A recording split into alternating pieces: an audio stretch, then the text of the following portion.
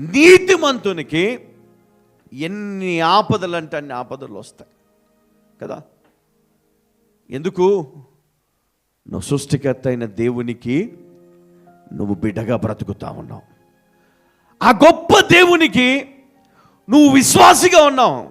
అందుకే ఆ విశ్వాసం దేవుడు కాపాడతాడట. హల్లెలూయా. ఆ విశ్వాసిని దేవుడు కాపాడతాడు. నీకంటే విశ్వాసం ఉందా?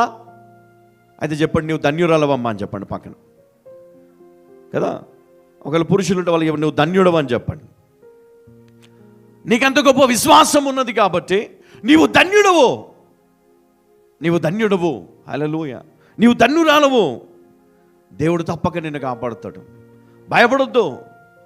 మనం ఎప్పటికీ భయపడొద్దు.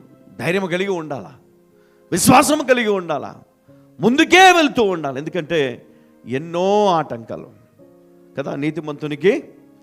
మరి ఆపదలు అడుగడుగున పొంచి ఉంటాయి.